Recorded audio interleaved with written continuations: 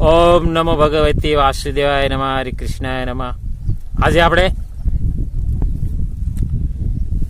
પરમાત્માની પ્રાપ્તિ કરવી હોય તો સાધુ સંતોએ કયું ભજન કીધું છે, કયું સૌથી શ્રેષ્ઠ ભજન કર્યું હોય તો પરમાત્મા આપણે પામી શકીએ અને પરમાત્મા આપણી પર ઓરપોર થઈ જાય અને માનવમાંથી દેવ ચારે બનાવી દેશે. પરમાત્મા કયું ભજન? મિત્રો, આપણે પરમાત્માના ચરણોમાં અનેક જાતના પકવાન આપણે એને ધરાવીએ છીએ. એના ચરણોમાં અનેક જાતના આપણે એને ફળ ફૂલ એને ચરણોમાં આપણે ધરાવીએ છીએ. પણ આપણામાં ભાવમાં ફરક છે. આપણામાં એવું છે કે પરમાત્માને મેં આટલું ધરવી દીધું, આટલા ફળ ફૂલ પરમાત્માના ચરણોમાં મૂક્યા.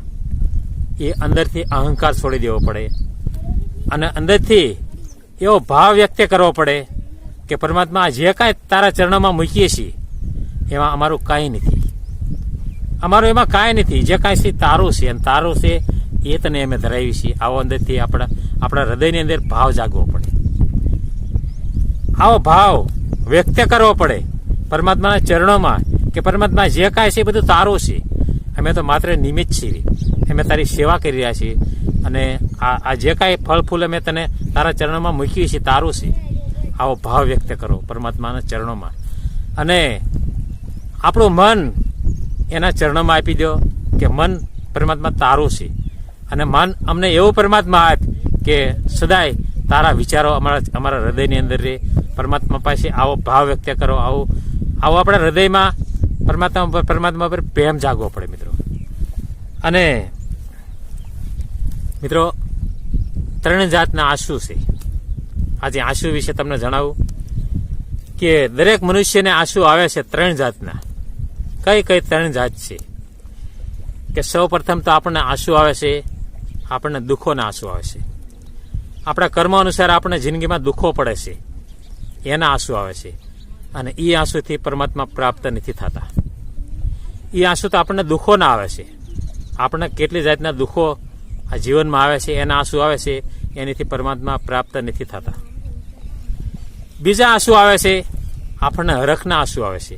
આપણને જે સુખ આપણને પ્રાપ્ત થઈ રહ્યા છે એના આંસુ આવે છે, એનાથી પરમાત્મા પ્રાપ્ત નથી થતા. એનાથી પરમાત્મા આપણે પર ઓરપોર નથી થતા. એમાંથી આપણને માનવમાંથી આપણને દેવની પ્રાપ્તિ નથી થતી.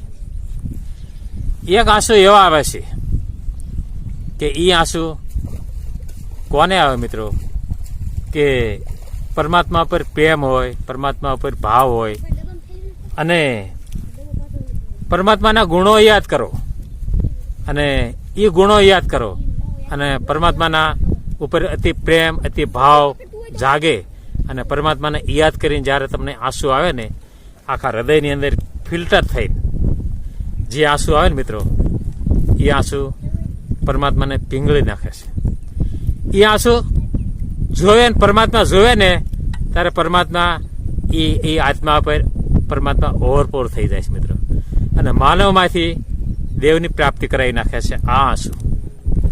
મિત્રો, આ આંસુ એવા છે કે પરમાત્માની પ્રાપ્તિ કરાવી દેશે મિત્રો. પણ એ આંસુ આવવા સંભવ છે મિત્રો. ઘણા આપણને હરખના આંસુ આવે છે, દુઃખના આંસુ આવે છે, પણ આ આંસુ નથી આવતા.